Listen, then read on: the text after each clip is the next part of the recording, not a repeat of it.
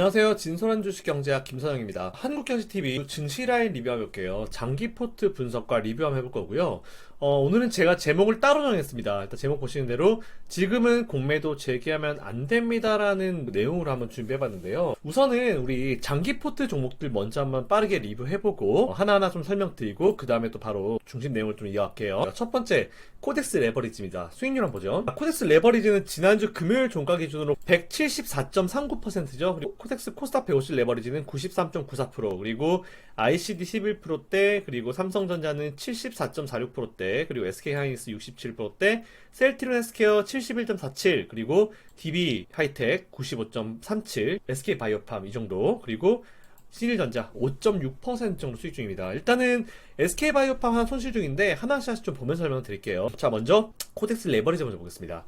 자, 오늘 오전장에 제가 방송 갈 때만 해도 장중에 확 올라서 최고 이제 8.27%나 사실은 급등했어요. 그래서 31,000원까지 찍고 지금은 좀 내려와서 한 10% 변동성으로 내려와서 지금 1.5% 정도 밀리고 있는 상황인데, 현재 지금 보시면은 시간이 오후 1시 38분이고요. 코스피가 1.02% 밀리고 있고 코스닥이 2.89% 정도 밀리고 있습니다. 일단 시장이 양쪽 다 좀 조정이 나오고 있는데, 보시면은 그동안 요 정도 되는 조정이 언제 있었나 싶을 정도로, 그죠? 최근 한 2, 3개월 동안 계속 주가가 올라오는 가운데 이렇게 좀 제대로 쳐주는 조정은 없었어요. 그래서 일단 저는 아까 방송에서도 말씀드렸고, 그리고 항상 말씀드렸지만, 제가 조만간 조정은 올 거다라고 여러분들께 항상 말씀을 드렸잖아요. 그러니까 이게 방송에서는 사실 그런 표현을 하기 좀 그래가지고 말씀 안 드렸는데, 우리가 왜 학창시절에 왜 선생님들한테 맞잖아요. 뭐 반장도 맞고 다 맞아보잖아요. 그랬을 때 칠판에 엎드려 받쳐 해놓고 선생님이 뒤에서 몽둥이로 때리는데, 앞에만 보고 있다가 맞으면은 이 몽둥이가 언제 날라오기 때문에 그 알 수 없는 공포감에 그 더 무섭죠. 근데 뒤로 이렇게 살짝 보고 있으면은 이제 날라오는 몽둥이가 보이잖아요. 그럼 이제 대충 타격점이나 언제쯤 맞을 거다라는 게 예상이 되기 때문에 그래도 그나마 좀 괜찮아요. 그러니까 저는 그런 느낌으로 좀 말씀을 드리고 싶어요. 시장이 계속 간다라고 생각하다가 오늘 같은 경우가 발생하면 아마 오늘 많은 개인 투자자들이 엄청나게 이제 얻어 터질 겁니다. 되게 놀랄 거예요. 근데 미리 이제 제가 항상 말씀드린 대로 조정은 있을 수 있습니다. 조정 가능성이 있습니다. 이런 걸 갖다 여러분들이 생각을 하고 염두를 해두고, 김상현 대표가 조정이 있을 수 있다라고 했다, 이런 걸 갖다 항상 이 머리에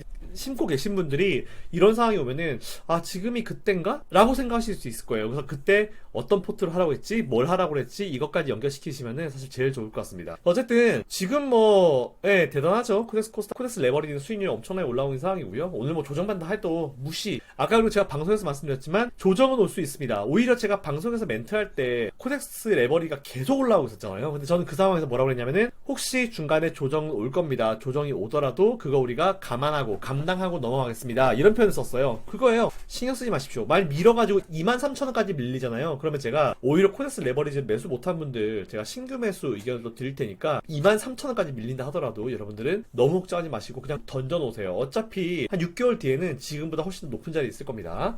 자, 두 번째, 코덱스 코스닥 150 레버리지 한번 볼게요. 지난주 금요일 종가 기준으로 93.94% 수익 중이고요. 오늘도 사실은 오전장에 쭉 올랐죠. 그래서 아까 제가 방송에서 말씀드린 대로 지금은 이제 코덱스 레버리지보다는 코덱스 코스닥 150 레버리지 같은 애들이 좀 더 낫다라는 말씀을 했고요. 아까 장중에 좀 올라갈 때 5.2%까지 올라갔고 18,000대까지 기록했는데 지금 좀 밀려서 16,450원이라는 금액대를 기록하고 있잖아요. 오히려 저는 지금 상황에서 코덱스 코스닥 150 레버리지가 없으신 분들 오늘 매수를 해보시면 좋을 것 같다라는 그런 생각이 들어요. 좀 눌릴 때, 이럴 때 이용해가지고 분할로 대신에 나는 코덱스 코스닥 150 레버리지를 뭐 예를 들어 한 5천만원 들어갈 거다 하면 한 3번 나눠가지고 오늘 1차 매수를 들어가시는 것도 괜찮을 것 같다는 생각입니다. 그렇기 때문에 일단 뭐 없으신 분들은 오늘 매수 가능 의견 일단 좀 제시해 드리고요. 그리고 앞에서도 말씀드렸지만 이제 제가 봤을 때는 코스피 쪽 위주에서 이제 코스닥 위주로 돌아올 거예요. 그리고 오늘 보면은 코스닥 쪽에 증권들이 많이 매도하고 있죠. 코스피도 마찬가지고 양쪽에 지금 보면 기관들이, 외국인들이 엄청나게 많이 매도를 하고 있잖아요. 이게 어쨌든 개인 투자들이 지금 코스피 쪽으로 많이 몰려있기 때문에 이제 기관들이, 보세요. 지금 삼성전자가 계속 올라가기 때문에 기관들이나 외국인들 봤을 때 계속 올라오고 있고 개인이 계속 매수해서 올라오고 있는 삼성전자를 어떻게 매수해요? 걔들이 어떻게 해야 됩니까? 주가를 억지로 끌어내리든지 아니면은 이쪽 말고 이제 다른 쪽을 한번 봐야 될 거 아니에요. 그래서 그게 뭡니까? 코스닥인 거죠.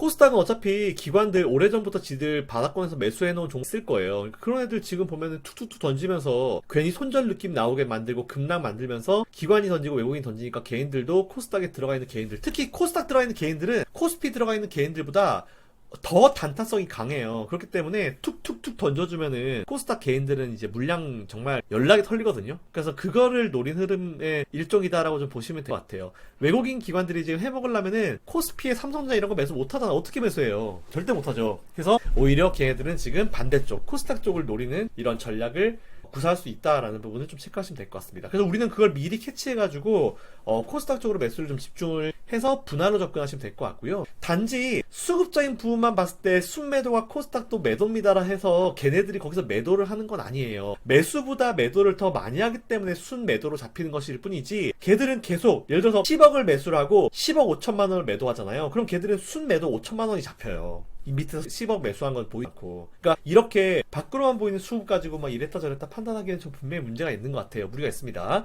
그렇기 때문에 저는 지금 무조건 코스피보다 코스닥, 그리고 코스닥 쪽 매수를 해야 되는 컨셉인데, 이렇게 지금 시장이 조정을 주면서 밀어주니까 이건 진짜 기회. 예, 전 정말 좋은 기회. 오히려 지금 코스닥 쪽에 성장주, 가치주, 특히 실적 좋은 그런 기업들 매수해 놓으면은 올 여름쯤 되면 여러분들은 그때 내가 코스닥 종목 잘 매수했구나라는 생각을 분명히 하실 수 있을 거라 생각합니다. 자, 그다음 삼성전자 볼게요. 삼성전자는 오늘 뭐 10만 전자 가냐 막 난리 났었죠. 아까 보시면은 최고가 기준으로 96,800원까지 주가가 상승했었고요. 2.7% 지금 현재 유지 중인데, 아까는 9%까지 삼성전자가 9% 올라왔습니다. 자, 근데 보통 여러분들 아시죠? 삼성전자는 50분의 1로 액면 분할을 했어요. 그래서 사실상 지금 주가가 얼마냐면은 460만 원이에요, 지금이. 예, 근데 한 주당 460만 원 하면 여러분들이 매수 못 하잖아요. 자, 어쨌든 삼성전자 아까도 방송에서 말씀드렸지만, 네, 이번 시장 상승장 끝까지 삼성전자, SK하이닉스 여러분들이 버리시면 안 돼요. 그리고 제가 아까 방송 중에 말씀드린 부분이, 오늘 삼성전자 매수하실 분들 매수하셔도 됩니다. 하지만 1-20% 정도 마이너스는 감당할 수 있는 분들만 매수하십시오라고 제가 오전장에 말씀드렸잖아요. 그 이후에 주가가 쭉 밀렸죠. 근데 여기서 개인 투자자들, 야, 내가 매수했는데 지금 마이너스 5%야, 6%야, 어떻게? 이렇게 지금 당황하신 분들이 되게 많으실 것 같은데, 일단은 이제 처음 시작하셨기 때문에 제가 막 너무 세게 이제 막 얘기를 하지 않겠지만, 보통 주식 좀 한 5년, 10년 한 친구들이 똑같은 얘기 저한테 하잖아요. 그럼 제가 뭐라고 그러냐면은, 넌 주식 하지 마라. 그것도 감당 안 되면서 무슨 주식 하려고 그러냐? 이렇게 보통 얘기를 해요. 그 얘기가 무슨 얘기냐? 여러분들은 지금 감당하고 버텨야 되는 시점이다라고 말씀드리는 거죠. 자, 과거에 제가 2004년에서 2007년도 대세상승장 때, 그때 현대중공업, 지금의 한국조선해양이 바닥권에서 지수가 정말 끝까지 날아가는 끝날까지 같이 주가가 올라갔어요. 지수도 올라가고 그 현대중공업, 지금 한국조선해양 걔도 지수가 끝나는 날까지 주가가 올라갔습니다. 그런 거를 대세상승장의 대장주라고 그래요. 근데 그게 뭐가 될 거다? 삼성전자가 될 겁니다. 제가 말씀드리지만 삼성전자 그리고 SK하이닉스는 그런 의미로 절대로 여러분들이 매도를 하지 마시라는 말씀을 드릴게요. 자, 그리고 SK하이닉스 역시 마찬가지죠. 원래는 삼성전자가 되게 비쌀 때 액분하기 전에 SK하이닉스가 상대적으로 싸니까 이거 매수하십시오 그랬는데, 지금은 SK하이닉스가 비싸잖아요. 근데 사실 한 주에 10만원짜리도 그렇게 뭐 엄청나게 부담스러운 수준은 아니에요. 자, SK하이닉스, 삼성전자 오히려 두 종목 좀 조정을 주면은 그걸 갖다가 이제 기회 삼아서 추가로 매수를 하거나 신규 매수하셔도 되는 거지, 이걸 갖다가 매도하고 도망가야 되는 시점은 아니다라는 부분 체크를 꼭 해주시면 좋을 것 같습니다.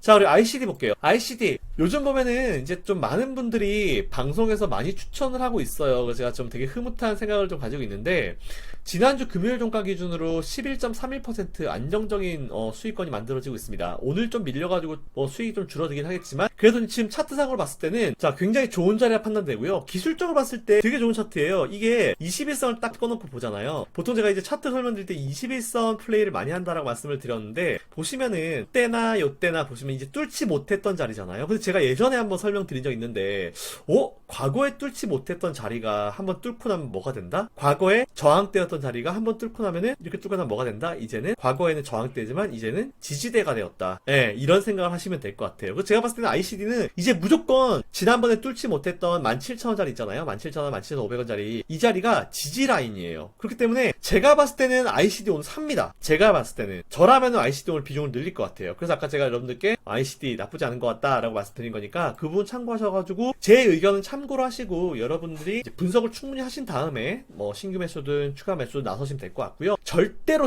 항상 말씀드리지만 한 종목당 비중은 20%를 넘기지 마세요. 정말 좋은 건 제가 30%까지 보통 하기도 하는데 30%도 사실은 위험 부담이 커요. 그렇기 때문에 20%, 맥스 20%까지 가능하다라는 의견 드리겠습니다.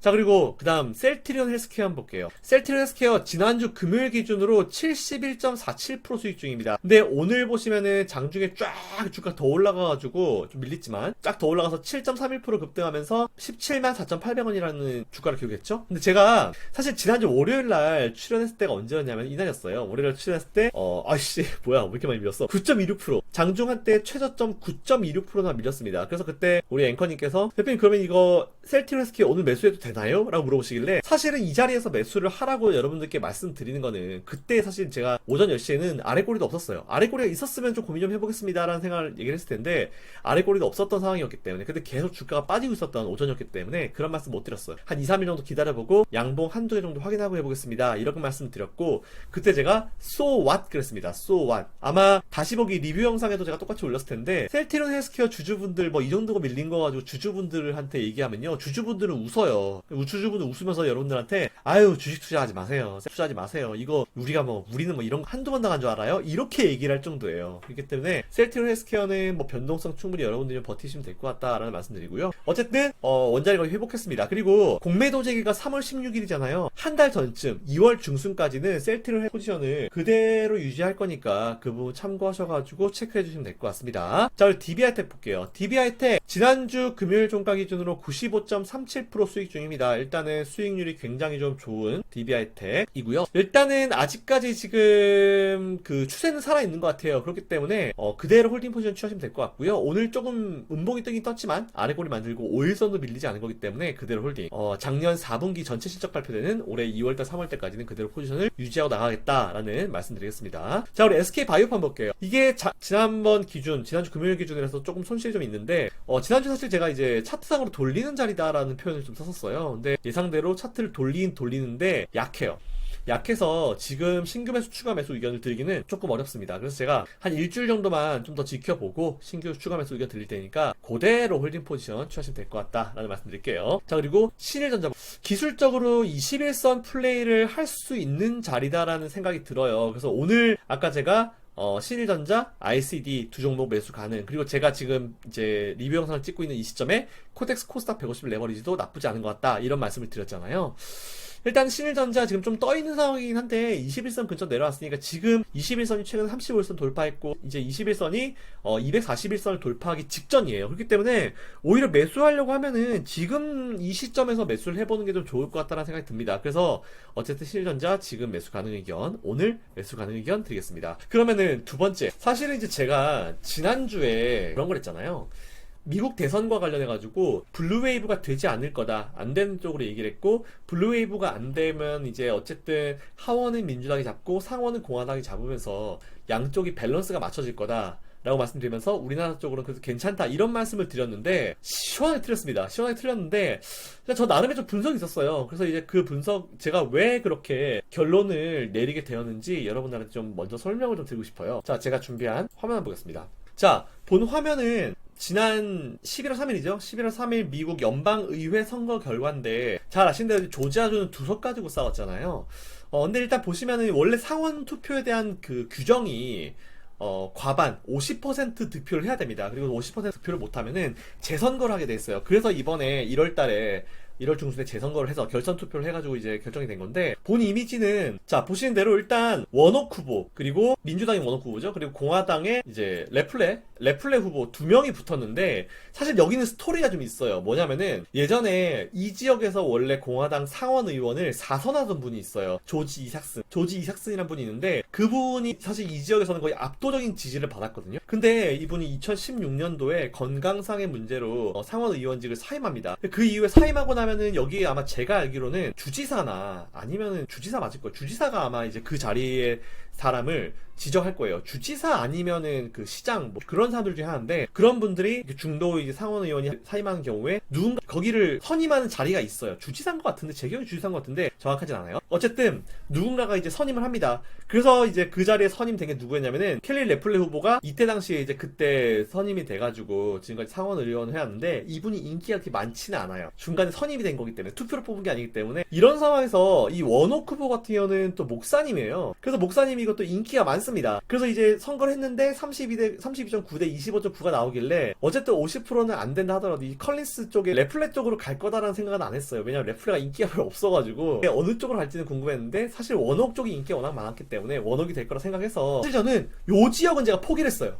그래서 원래 두성만 50대 48이었잖아요. 그래서 이거는 어쨌든지 간에 이제 이쪽에서 가져갈 거다. 민주당에서 가져갈 거다. 그래서 50대 49까지는 될 거다. 이런 생각을 했습니다. 그런 상태에서 이제 그 다음 지역 있죠. 그 다음 지역 한번 볼게요. 사실 제가 이 지역 때문에 좀 저의 판단 미스가 나온 지역인데 11월 지난번에 결과에서도 보면은 이제 퍼듀 후보와 이제 오소프 후보가 붙었잖아요. 붙었는데 일단 둘이 박빙이긴 한데 그래도 퍼듀가 이겼어요. 근데 퍼듀도 사실은 이제 이 지역에서 인기가 그렇게 없는 케이스가 아니기 때문에 퍼듀가 그래도 이제 이대로 그냥 해서 요 이제 밑에 있는 후보가 받은 투표를 갖다가 이제 0.3%만 퍼듀가 가져가도 사실은 끝나는 거였거든요. 그래서 저는 이게 그냥 2.3% 가지고 나눠 먹기인데 설마 여기서 0.3%가 안 갈까. 그리고 퍼듀가 인기도 있는데 오소프도 좀 인기가 있지만 그래서 저는 이 지역은 그냥 퍼듀가 먹겠다라는 생각을 했어요. 그래서 전체적인 부분은 51대 49로 끝날 것이다. 그래서 블루웨이브는 안 될 것이다 라는 생각을 했는데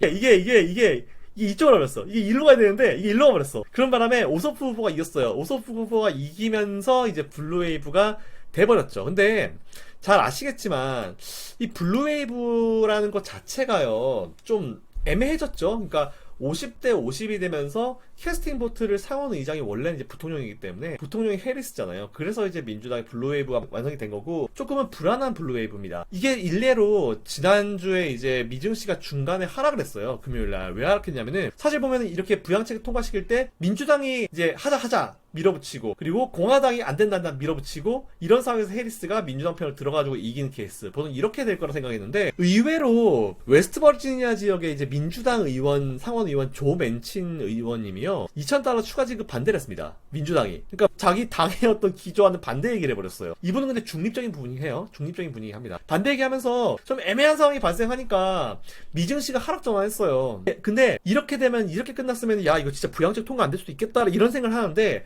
또 되게 재밌는 건 뭐냐면은 아이러니하게도 메인주에 있는 공화당 상원 의원 콜린스가 찬성을 해버렸어요. 이게 서로 둘이서 이제 받은 거죠. 주거니 받거니 한 거죠. 그래서 어쨌든 다시 50대 50이 되었고 그리고 해리스가 블루웨이브로 완성하면 되는 거죠. 근데 그 이후에 조 맨친이 물론 내가 그런 뜻으로 얘기한 건 아니다라는 멘트를 하긴 했어요. 어쨌든 그렇게 되면은 오히려 더 이제 압도적으로 굳이 해리스가 권한을 쓰지 않는다 하더라도 통과될 수 있는 그런 부분들이죠. 그래서 어쨌든 저는 이제 블루웨이브보다는 하원은 민주당 상원은 공화당이 잡아서 이제 밸런스가 좀 맞춰질 거다라는 그런 생각을 하면서 이제 그렇게 설명을 드렸고 그리고 우리나라에 긍정적으로 좀 봤는데요. 블루웨이브가 됐는데도 의외로 서로 중도파 의원분들이 상대당이 더 이제 원하는 그런 전략을 얘기하고 있었기 때문에 그에 따라서 굳이 내가 너무 걱정해도 되겠구나. 뭐 밸런스 굳이 필요 없고 중도파 의원들이 자기의 어떤 당과는 반대되는 의견들을 얘기를 이제 하니까 그런 문화가 되어 있으니까 미국 의회는 그래서 크게 걱정할 필요 없다.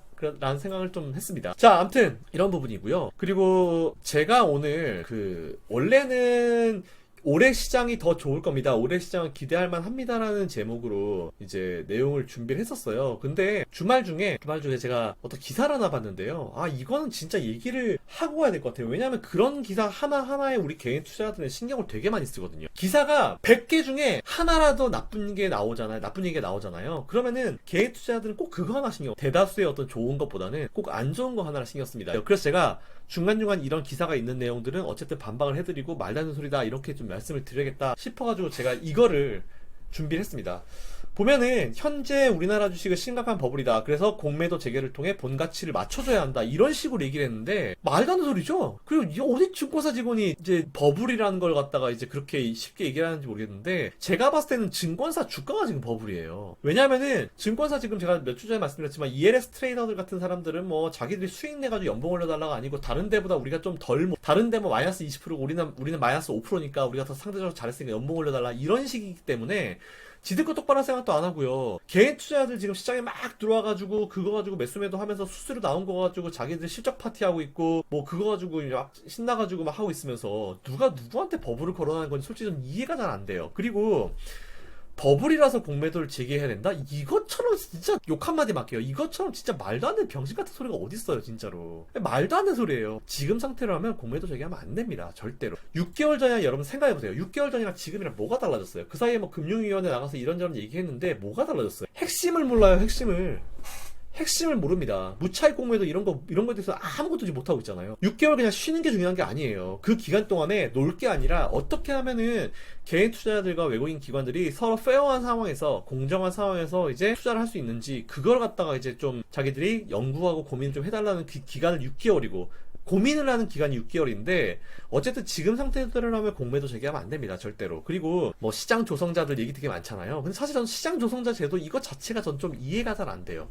차라리 연기금 쪽에서 뭔가 국가 쪽에서 뭔가 만들어가지고 시장 조성을 하든지 모르겠어요. 일단 시장 조성자 제도라고 뭐가 있긴 있는데요. 증권사들이 보통 이제 시장 조성자로 많이 들어가잖아요. 뭐 증권에서 보통 시장 조성자 해가지고 모 증권사 쫙 이름이 나와 있어요. 근데 증권사 자체가 이익 집단이잖아요. 근데 걔들한테 무슨 시장 조성자 역할을 줘가지고 좀 아이러니해요. 어쨌든 개인적인 의견입니다, 이거는. 어쨌든 제가 추후 돌아가는 상황을 좀 봐서 또 작년처럼 이제 또 공매도 재개하면 안 된다 그런 얘기를 강하게 피력을 하는 상황이 발생할지도 모르겠습니다. 그래서 일단 요 얘기는 오늘까지만 하고 앞으로 이제 진행된 상황을 봐가지고 제가 좀 추가적으로 멘트를 드릴게요. 그리고 오늘은 이제 제가 이 상황에서 우리 시청자님들께 어떤 말씀을 드려야지 좀 도움이 되실까 좀 그런 생각을 한번 해봤는데, 아무래도 이제 저의 지금 상황과 똑같은 상황에서도 실패담을 들려드리는 게 낫겠잖아요. 저는 일단 계좌를 98년도에 만들었습니다. 정확하게 계좌를 만들었던 표현이 맞고요. 그리고 8년도부터 좀 시작했고 99년도부터 매매를 좀 많이 시작을 했어요. 근데 잘 아시는 대로 8년도, 99년도, 2000년도는 이른바 이제 IT 버블입니다. 우리나라뿐만 아니고 미국 같은 경우도 이제 IT 버블, 전 세계가 IT 버블의 구간에 들어갔었던 세였어요. 그래서 제 기억으로는 그때 당시에 우리나라에 홈페이지 만드는 기술만 있더라도 상장을 하는 그런 어처구니 없는 상황이 발생을 한 게 이제 그때 당시에 98년도 이제 2000년도 그때 IT 버블 붕괴, 그때가 이제 그때고 IT 버블 시대가 그때거든요. 자, 아무튼 일단 보겠습니다. 보면은 제가 이제 대략적으로 98년도 여름 이때쯤 이제 주식을 시작한 것 같아요. 6, 7월 달 정도니까 시작했는데, 그때 차트 보시면 얼마입니까? 최저 277포인트죠? 200포인트 후반대. 근데 그 이후에 1066포인트까지 주가가 올라갑니다. 거의 주가가 4배 정도 올라가죠? 4배 정도? 그러니까 오히려 이 구간에서 주식을 매수해서 수익을 못 내면 바보 멍청이인 구간이에요. 그러니까 저때 당시 저같이 처음 주식 시작한 사람들도 뭐 매수하는 것마다 수익이 다 나버리니까 내가 주식 천재인가라는 그런 말도 안 되는 이제 생각을 하는 때가 저 때였는데, 제가 봤을 때 지금 많은 투자자분들이 지금 이때랑 똑같을 것 같긴 해요. 그러니까 실적이 베이스되지 않고 단순히 이제 시장의 혜택만 받고 계신 분들 굉장히 많을 거라 보고 있습니다. 근데 그 이후에 저는 2000년도 제 주식 인생의 첫 번째 깡통을 저때 당시에 경험하게 됩니다. 당시 뭐 HTS가 있긴 있었어요. 근데 이제 보통 증권사 객장 가면 할아버지들이 이렇게 자리에 앉아가지고 막 주가 바뀌는 거 보이잖아요. 그래서 뭐 분 단위, 뭐 10분, 뭐 예를 들어 10분, 30분, 1시간 단위로 모는 종이에서 이렇게 딱딱딱 찍으면서 이제 차트도 만들고 이런 식으로 많이 했었거든요. 참 추억입니다, 추억. 어쨌든 그렇게 할 정도로 열심히 했는데, 지금 우리 개인 투자분들은 제가 그때 했을 때보다는 훨씬 더 많은 정보의 홍수, 뭐 유튜브만 열어보더라도 괜찮은 사람들 되게 많이 나오잖아요. 그런 상황이고 오히려 기관과 외국인들 좀 먹이고 있는 상황은 확실합니다. 하지만 그 이후에 2004년도, 7년도 상승장이 나와요. 제가 이렇게 한번 설명드린 적 있죠? 2003, 4, 5, 이런 대세 상승장, 이런 상승장에서 주식으로 돈 번 사람이 100명에 3명도 안 됩니다. 왠지 아세요? 지금 여러분들이 하시는 것처럼 따라가면서 투자해서 그래요. 따라가면서. 기다림의 시간이 있어도 미리 선취매를 하고 나서 기다리는 거를 여러분들은 습관화하셔야 됩니다. 무조건. 그래서 저는 이제 여러분들이 투자하실 곳은 지금 거래소 대형주 쪽이 아니고 이제는 코스닥 중소형주, 오늘 코스닥이 밀린다 한다 하더라도 분할로 접근해서 코스닥 중소형주들, 특히 2020년도 실적이 정말 완벽하게 뒷받침되고 돈도 많은 그런 기업들 위주로 포트를 짜셔서 전체 투자 자금의 50% 정도를 이제 그쪽에 넣어두시는 게 낫다. 넣어두시고 최소한 한 3, 4개월 걸린다 하더라도 여름을 보고, 나는 지금 매수해서 여름을 보겠다 이런 생각으로 투자하시면은 제가 소개해드렸었던 삼성전자 저런 매수 가격, 코덱스 레버리지 저런 매수 가격, 저런 장기 포트 제 저 매수 가격 을 지금 보고 와 부럽다 하시는 분들은 지금 코스닥 쪽으로 이제 매수를 하시면은 똑같은 어떤 상황이 되실 수 있을 거다라는 그런 생각 좀 말씀드립니다. 자, 그래서 그런 의미로 이제 제가 소개해드린 ICD 같은 경우도 지금 매수에 적기다라는 부분 좀 말씀드리고요. 그래서 제가 다음 주 월요일 날에는 신규로 장기 포트를 코스닥에서 하나 뽑아서 여러분들께 좀 설명을 드리겠습니다. 지금 두 개 가지고 하나 고민 중인데 이거를 한번 다음 주에 설명을 드릴 거니까 꼭 체크해 주시면 될 것 같고요. 그리고 또 저 질문이 들어왔어요. 대표님 2023년까지는 시장이 괜찮겠죠? 어떻게 생각하십니까? 라고 그랬는데 이게 포인트가 뭐냐면은 2023년이란 이 횟수를 포인트로 삼으면 안 돼요. 제가 항상 그랬잖아요.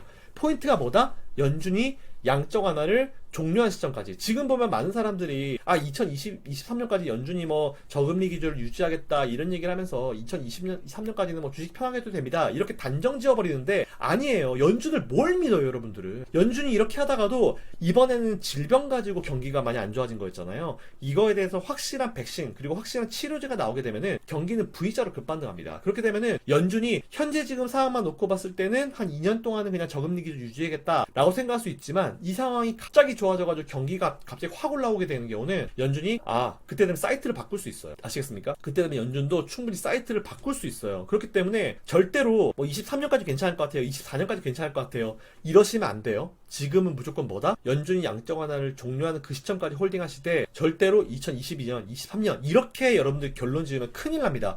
연준 말 바꿔요. 항상 바꿔왔고 이번에도 바꿀 거고 질병으로 이런 급락장이 나왔고 이제 양적 완화를 많이 진행했기 때문에 질병 부분이 해소가 되면은 언제든지 얘들은 다시 이제 테이퍼링을 할 수 있다라는 부분 여러분들이 생각하셔야 됩니다. 그래서 포인트가 뭐다? 횟수로 잡지 말고요. 양적 완화 중단을 발표하는 그 시점까지 여러분들은 생각하시면 좋을 것 같다라는 말씀 드릴게요. 이거 꼭 명심해 주세요 여러분들. 잊지 마세요. 아시겠죠? 자, 제가 준비한 내용은 여기까지입니다. 제 영상에 도움이 되신 분들은요 바로 위에 구독 신청해 주시면 좋을 것 같고요. 좋아요, 알림 설정까지 꼭 부탁드립니다. 자, 이상 진솔한 주식경제학 김선호 대표였습니다. 이번 주 성투하시고요. 조정 나온 거 무시하시고 여러분 플레이하면 됩니다. 제가 옆에서 최선을 다해서 도와드릴 테니까 힘내십시오. 감사합니다.